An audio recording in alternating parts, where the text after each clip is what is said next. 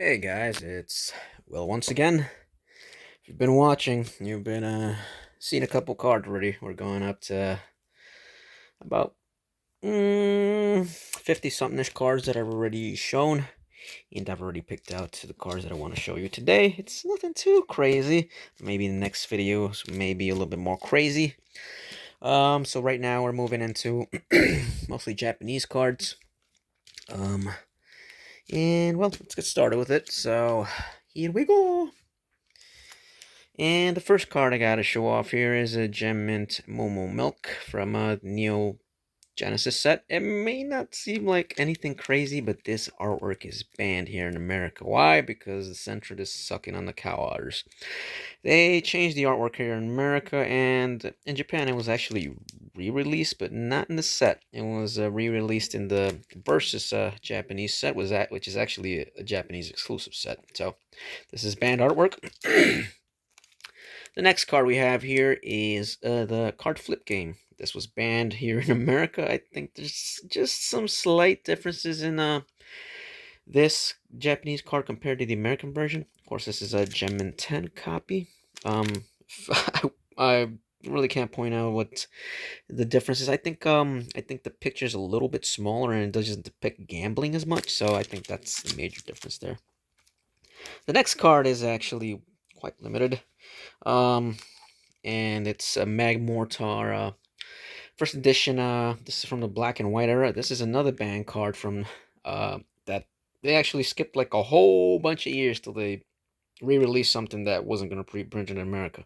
Why wasn't it released in America? Simply because the Magmortar is pointing a cannon at your face. So that's the major difference. And since this card isn't an uncommon card and people didn't really know too much about it, there's very little of these out in circulation, especially in PSA 10. So and there's at the back, I sent a couple of these to get graded. I think 2 or 3, and I think one came back at a 9, 10, and a 7, I believe. Next cards are actually from only Japanese specific set, and this is one of the older sets, and this is the Japanese vending machine series.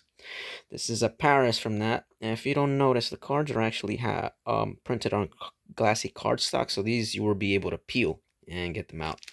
So getting to grade these is a little bit difficult, so getting a 10 is pretty awesome.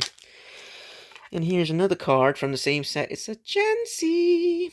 I think people like Chansey. I like the artwork in here. It doesn't look as common. It's interesting artwork, but very beautiful at the same time. Most of the cards I'm going to show you right now are actually from that very same set. So next card is Venomoth.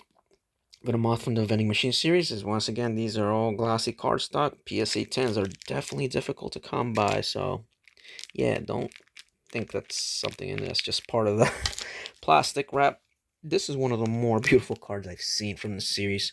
This Aerodactyl from the vending machine series once again. PSA 10, glossy cardstock, beautiful art. You can't go wrong with Japanese cards, honestly. The next card is Weeping Bell. This card is also has exclusive Japanese art. This art was never reprinted in America, so or English or in any other language, so please keep that in mind. And there's the back of that bad boy, looking perfect. Oh, these look really nice. So another one, Vulpix from the very same set. This is the Vending Machine Series 3. There's a 3 Vending Machine Series set, so I think they consist of about 36 cards each. And I think the last Vending Machine Series 3 actually has like a subset, quote unquote, that will appear some cards, or we'll show you some cards that are pretty cool looking. Next card is Kadabra. Kadabra exclusive art, once again from Japan. Vending Machine Series 3. There's 2 different Kadabra arts in the set, so there's a Hypno. Hypno. This guy's a Dream Eater, so PSA 10 once again. Beautiful art, exclusive art. Ghastly, once again from the Vending Machine Series 3. Like at least 95% of the set is just exclusive art to Japan, and these are getting a little bit difficult to find. And the crazy part is these cards don't pick up too much, monetarily speaking. I mean, you can find like a PSA 10 Paris that I showed you earlier for about $50. So And this is a beautiful Hunter card. I like this one, PSA 10. Like I said, there's two different Hunter cards in this set, and there's two different Kadabra cards. Next, part of this is Keybound Bound Bound. Once again, exclusive Japanese card. Blah blah blah. Yakety schmackety. PSA 10. All these cards I'm showing you right now are Japanese PSA 10s, and that Cubone just evolved into Marowak. Marowak PSA 10, very same series. Vending Machine Series 3. There you go. Oh, my bad. Sorry about that. Next card is Taurus. Taurus from the Vending Machine Series 3. All these cards weren't printed in English, so it could be a little bit difficult to find. And Pikachu! Okay, this is a weird looking Pikachu, but it's I would say this is one of the first cards that I guess past the $500 mark. This is Uyama's Pikachu. Is a card is very interesting. This is one of the subset cards as I was mentioning earlier from the set. And this card I would say is probably worth about $700 or probably even more now. Oh, let's put that bad boy away. And this is Imakuni's Corner. Doesn't seem like much, but Imakuni is just a special character in Japanese. And you won't see this guy too often in the English version, though he was included in Evolutions, where they printed Imakuni's Dodu, which was a Gym Challenge exclusive. As you can see, the back of these cards is different compared to the original Pocket Monsters backs. So here we go with an extra roll from the very same set, PSA 10.